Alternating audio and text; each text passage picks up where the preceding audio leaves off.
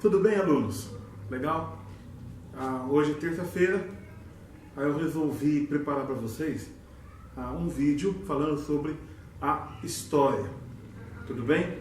Então, essa semana nós vamos estar falando, nós vamos começar a aprender como contar uma história para o surdo, é claro, em língua brasileira de sinais. Tudo bem?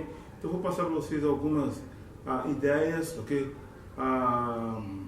Algumas opiniões que eu gostaria de ensinar para que vocês possam usar aí no seu trabalho, que você possa desenvolver cada vez mais, tudo bem? Então eu vou passar aqui umas dicas para vocês. Então, a história. Eu vou só usar português, vou falar, não vou fazer sinais, para não ficar muito confuso, tudo bem? Para vocês conseguirem entender. Legal? Não, até eu vou me perder um pouco aqui, tentando fazer os dois. Então vamos lá, a história. Nós temos alguns elementos da história. Então vamos lá, você vai contar a história para o surdo.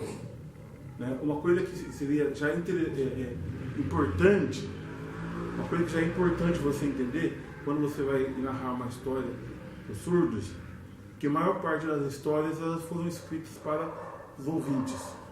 Tudo bem? Então vamos ter que fazer algumas adaptações. A primeira adaptação que eu gostaria de mencionar aqui é o uso de visuais.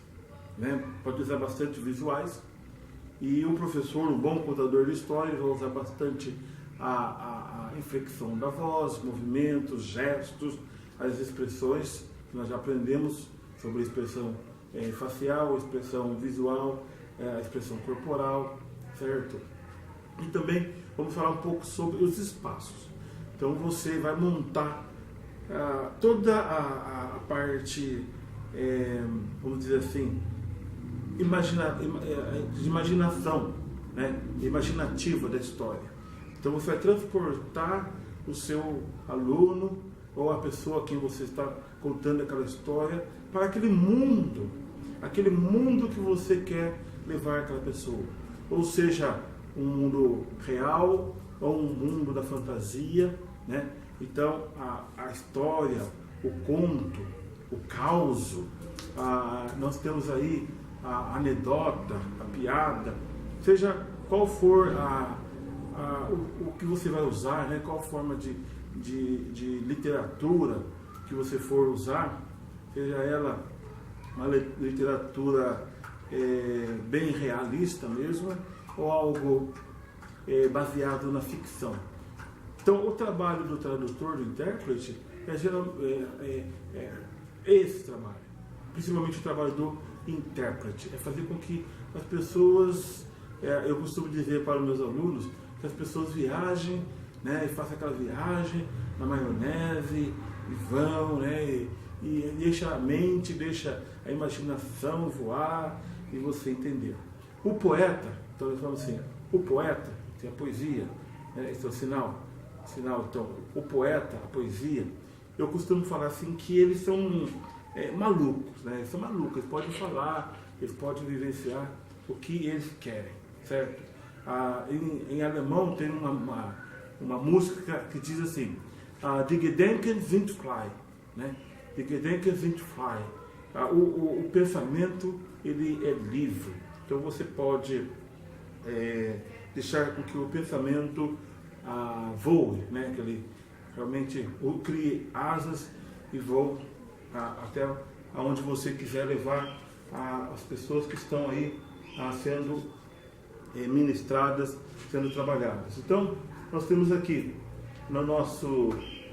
é claro que tem uma colinha aqui, que eu vou dar uma olhada, né? Vamos falar sobre alguns gêneros, né? Então, nós temos o gênero dramático, o gênero lírico e o gênero épico narrativo. Então, vamos falar sobre esses três gêneros. E a palavra-chave do tradutor, do intérprete, a palavra-chave do intérprete, principalmente, estamos falando do intérprete, a palavra é exagero. Então você está narrando uma história. Procure usar o máximo do exagero. Ou seja, quando for triste, é triste. Então você vai poder usar toda a sua expressão corporal. Deixa eu só dar uma olhada na câmera, ver se está ficando legal aí.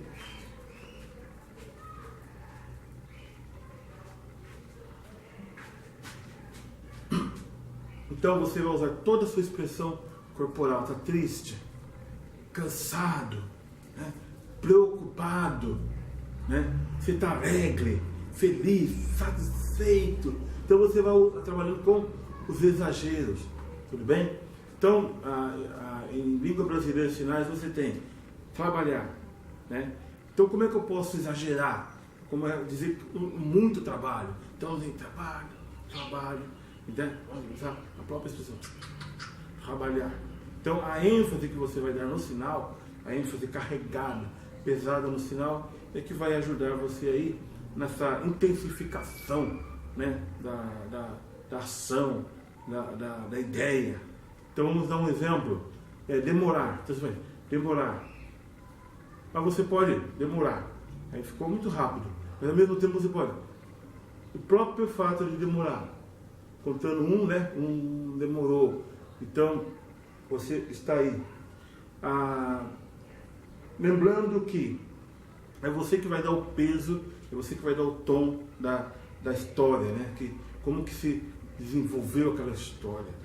Se é num clima romântico, se é num clima melancólico, se é num clima de euforia. Então você vai ter que passar isso, né? Esse é o trabalho nosso, por isso que nós temos esse curso. Eu costumo brincar com meus alunos de Libras também, que eu não ensino Libras, né? Eu não ensino Libras. Eles olham para mim, mas como não ensina Libras? O que eu ensino? Eu ensino arte cênica, né? Porque querendo ou não, às vezes é difícil separar o intérprete das artes cênicas. Então está aí, né? Nós temos aqui na história conhecido já as divisões. Eu não quero entrar em detalhes muito técnicos, né? Mas eu quero entrar na questão prática. É sua responsabilidade, né? Conhecer, por exemplo, numa história nós temos os elementos, esses elementos que são, por exemplo, aonde, o local que está ocorrendo essa história, em que época que está acontecendo, né? Então você tem o local. Então é interessante, é hoje, é uma coisa moderna, hoje, é uma coisa de muito tempo atrás. Aí você vai dar a expressão, muito tempo atrás. Geralmente quando a gente fala assim, once upon a time, né? Era uma vez. Então você vai assim, lá. E o estudo vai entender que realmente a coisa vai assim, lá atrás. Pela sua expressão, aí senta que lá vem a história, né? A expressão vai dar a ideia de ficção. Tudo bem? Então vamos ver. A história. Era uma vez, lá atrás, né? Então a sua expressão vai ajudar. Era uma vez, lá atrás, né? Mas então, era uma vez, lá atrás, no passado, muito atrás. Lembra do exagero que eu falei? Lá atrás. E o passado também, usando aqui a letra P, o passado. Tudo bem? É claro que depois eu vou editar esse vídeo, vai ficar legal. Mas agora eu vou falando e vai ficar assim, por enquanto. No caso do local onde você vai ter que fazer, onde nós trabalhamos, o espaço físico. Tudo bem? Então o que você vai fazer? Você vai colocar os personagens que estão ali participando, e cada personagem você vai colocá-lo em um lugar determinado. Aqui vai ficar o homem, aqui fica a mulher, as crianças, aqui, tudo bem? Os vizinhos. Então toda vez que você vai referir, quem que está aqui? A mulher. Quem que estão aqui? As crianças. Quem que está aqui? O homem. Quem que está aqui? Então, os vizinhos. Então esse trabalho de você ir posicionando as pessoas ou os lugares ou até mesmo os objetos, certo?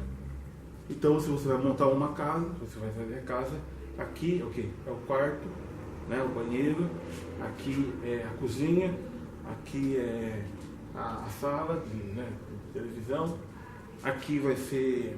Então você vai colocando e separando aonde fica cada cômodo da casa, né? Então, banheiro, a cozinha, aqui vai ser a sala, né, de televisão. Eu costumo dizer também que o tradutor, intérprete, precisa de fato ter aí uma boa memória, né, para lembrar onde ele colocou as coisas, para depois ele conseguir encontrar novamente, né? Então está aí. Lembrando que Libras, língua brasileira de sinais, ela é uma língua psicomotora, gesto, visual e sequencial. Eu não vou entrar nesse detalhe, nós vamos falar um pouquinho mais à frente, não muito detalhadamente, mas é importante saber disso. Psicomotora, porque, claro, envolve todo o intelecto, o psíquico, né, de tanto quem está ouvindo, quem está narrando, e até de quem está participando de uma certa forma ali isolado ou separado. Motora, porque envolve todo, né, o corpo, toda a movimentação, todo o espaço, da dominação do espaço, movimentação dentro desse espaço, certo? E gesto, não precisa falar porque você vai usar bastante a gesticulação, tudo bem? Lembrando, eu costumo fazer a diferença de gesto e a gesticulação, tudo bem? O gesto, ele tem um significado. A gesticulação é apenas... Então, vou dar um exemplo, um gesto. Tira o chapéu. Esse aqui é um gesto, porque atrás desse gesto ele tem um significado de gentileza, né? Bondade e tal. Mas o gesto é só quando aí mexendo com a mão, né?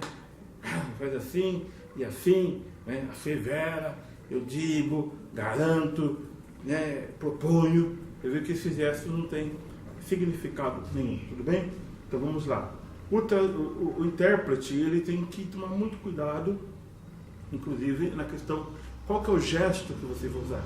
Você pode usar alguns gestos, né, que sejam coerentes com aquilo que você está passando. Por exemplo, a pessoa está pensativa.